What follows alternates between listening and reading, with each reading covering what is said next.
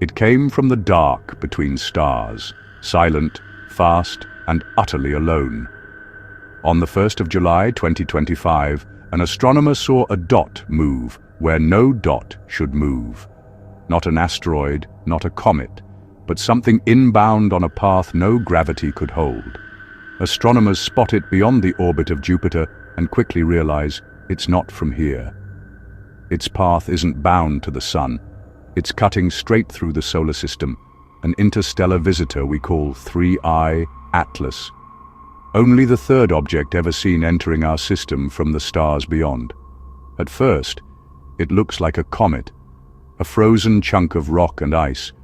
But soon, it starts breaking the rules. It wakes up too early, it shines too bright, and it moves with a strange steadiness that invites one simple question.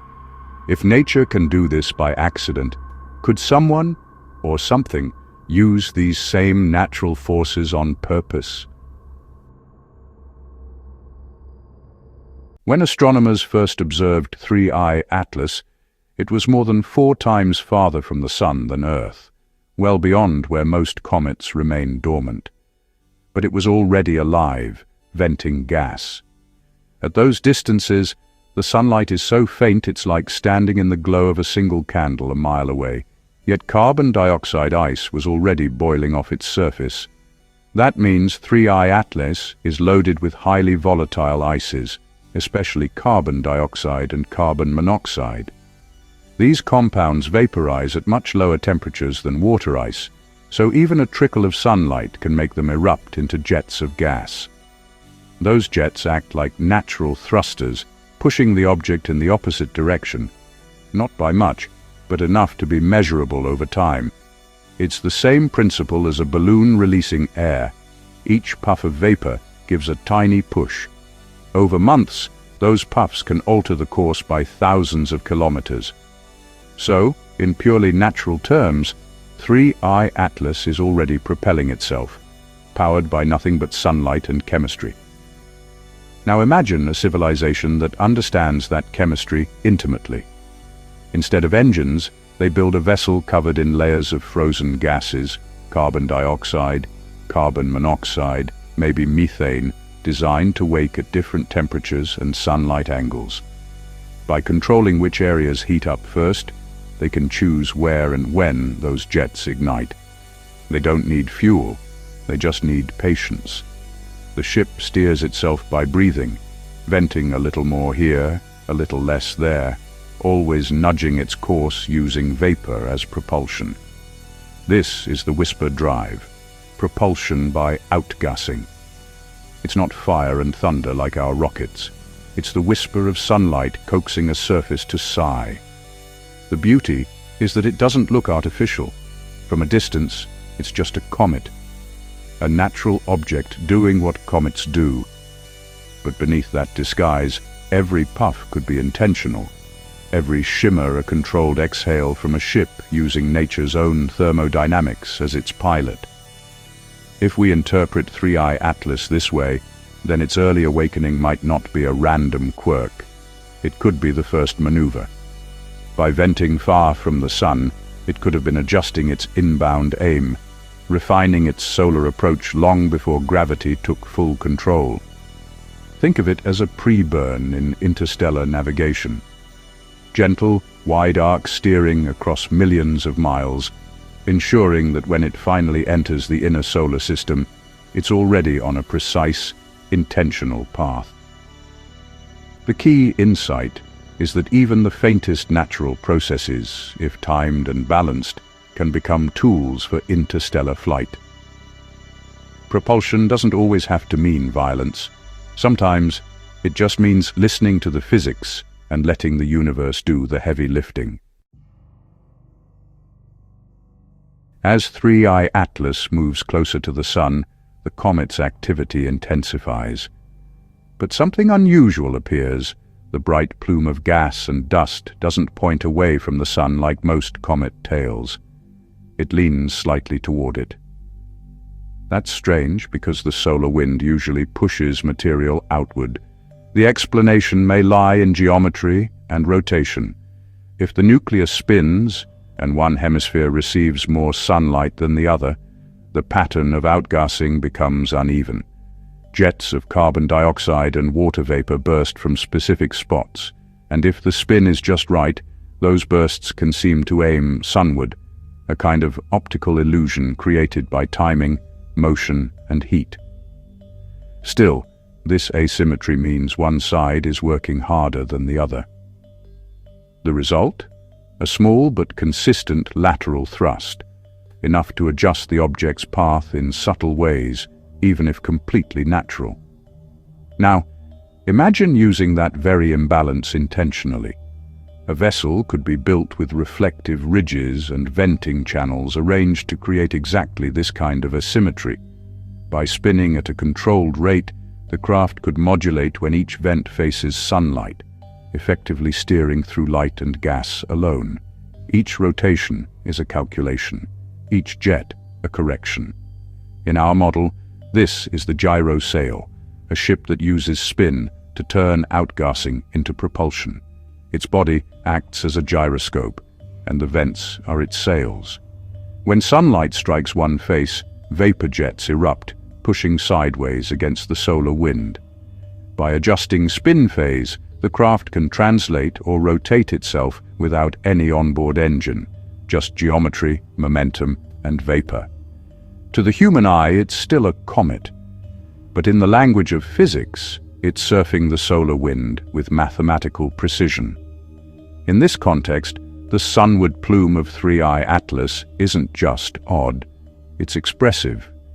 It might mark the moment when the object began fine-tuning its inbound path, using asymmetric venting to shift its approach toward the plane of the solar system, the region where planets, probes, and observers like us reside. If that's true, then the shape of its coma isn't random. It's a gesture, a natural-looking but deliberate turn toward visibility, a quiet signal that its motion is not just a drift through gravity, but an act of navigation written in vapor, sunlight, and spin. By early October 2025, 3I Atlas slipped through the orbital neighborhood of Mars. From our perspective, it glides serenely, about 19 million miles from the planet. And yet its activity remains intense. Gas jets plume outward, dust streams away, and still the trajectory stays smooth and unwavering. Normally, comets vent unpredictably, their paths wiggling slightly as each eruption gives them a kick. But 3I Atlas seems balanced, as though every push finds its counterpush. Spectroscopic data suggest that its venting isn't chaotic, but symmetrical, releasing gases from multiple hemispheres at once. Even its rotation appears stable, not tumbling like most cometary fragments do after violent outbursts. So what we see, in natural terms, is a comet in equilibrium, a spinning body whose various jets balance so perfectly that the forces nearly cancel. It's like watching a top spin on the table, perfectly centered, steady, and self-correcting through the physics of its motion. Now imagine turning that natural equilibrium into a control system, a ship that never needs to correct itself, because every vent, every reflective patch, every vapor jet is tuned to balance the others automatically. In our model, this would be the equilibrium engine, a form of passive stability where propulsion and control are one and the same. Each vent acts like a miniature thruster, but arranged so that when one side warms and vents gas, another side does too, balancing the torque.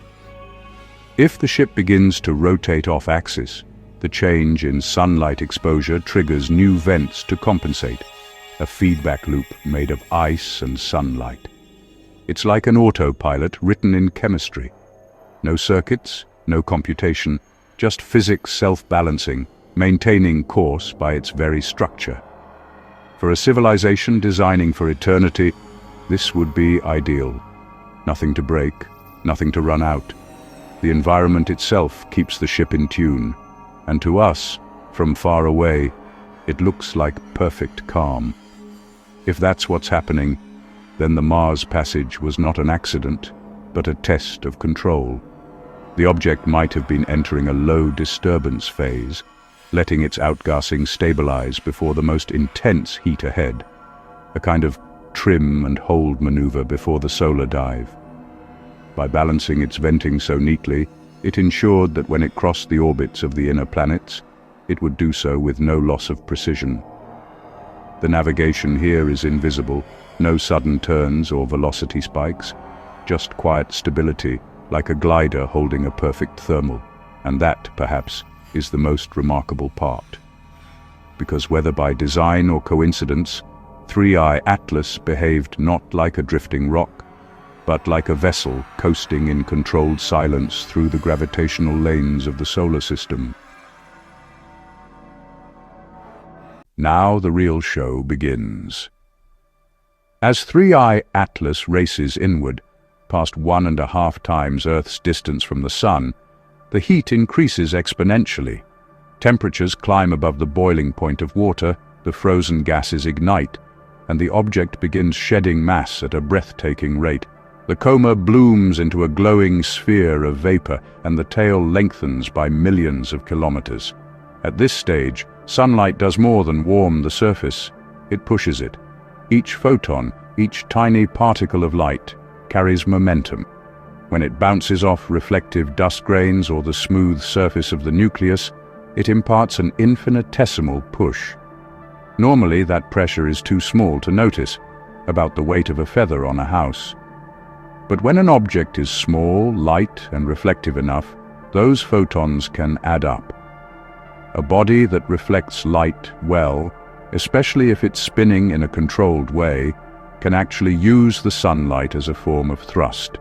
Here the line between natural physics and engineered flight almost vanishes. In our model, we call this the adaptive sail. Imagine a craft made of layered material, dark ices beneath, bright dust on top, so that as it rotates, it exposes more or less reflective area to the sun. By changing its orientation, it can steer using photon pressure alone, adjusting the direction of its tiny push. Its propulsion by patience, a whisper of force that never stops. Now combine that with controlled venting. The two forces, thermal and radiative, merge into a dual-mode drive. Vapor for fine control, light for the long haul. In principle, such a system could steer an interstellar object with the precision of a spacecraft, while still looking entirely natural. Photon pressure and gas release now dominate its motion, shifting its trajectory in ways our gravity-only models don't quite predict. The sun itself becomes the engine, and the object responds like a leaf caught in a perfectly timed breeze. 3I Atlas may be showing us that interstellar travel doesn't need rockets, reactors, or reaction mass. What we call outgassing might, in a more poetic sense, be the conversation between matter and light, the quiet dialogue that carries a traveler from one star to the next. So what can we expect now? 3I Atlas is descending toward the sun now, falling through a gravity well steep enough to melt almost anything. By late October, it will reach its closest point, about 1.33 times Earth's distance. At that range, the solar flux is more than 50% stronger than what we feel on Earth. Temperatures will climb past 200 degrees Celsius. The upper layers of ice will vaporize violently. Cracks will open, vents will roar, and the object's brightness will spike as new jets erupt. Every comet does this, but in 3I Atlas the composition is different. Carbon dioxide dominates, carbon monoxide and cyanide trace through it, and metallic dust adds reflectivity. That chemistry means perihelion is not just a brightening, it's a structural phase change. Deep-sealed ices reach their ignition point one after another, producing a sequence of outbursts, each one effectively a micro-rocket firing. If an intelligence wanted to steer by nature, this is where it would speak. Perihelion is the one moment when small forces matter enormously. The sun's gravity converts any added push, no matter how gentle, into a massive energy change. That's the Oberth effect in action. Now picture an object designed for this. Layers of volatile ices embedded along engineered fracture planes.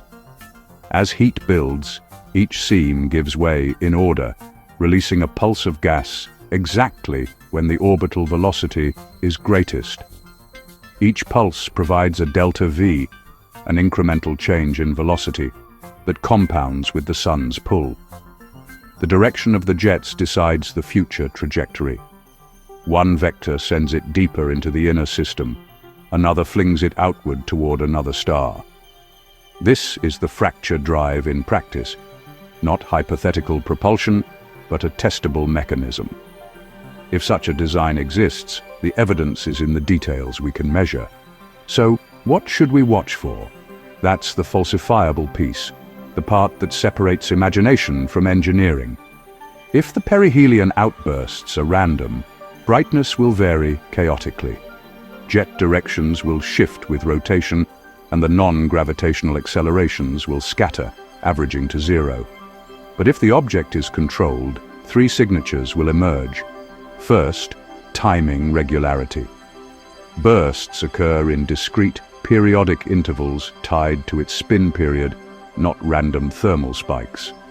Second, directional coherence. Each event imparts thrust along the same vector, producing a clean, cumulative change in orbit rather than noise. Third, energy closure. The total delta V implied by those bursts will match the kinetic change we observe. No missing momentum, no unexplained scatter. When those jets fire, we'll have data, brightness curves, spectroscopic shifts, astrometric residuals. In those numbers may lie the first reproducible sign of a body using natural physics as deliberate propulsion. So the question isn't whether 3I Atlas is natural or artificial. The question is simpler, sharper, scientific. Does it maneuver as though it means to? If it does, we'll know by the pattern of its light. If it doesn't, we'll know that too. Either way, the answer arrives with the perihelion. In the end, 3I Atlas is more than an interstellar visitor. It's a mirror, one held up to our own curiosity. Every jet, every shimmer, every flicker in its tail is a question written in motion. What if the laws of nature are not just the background of travel, but the method?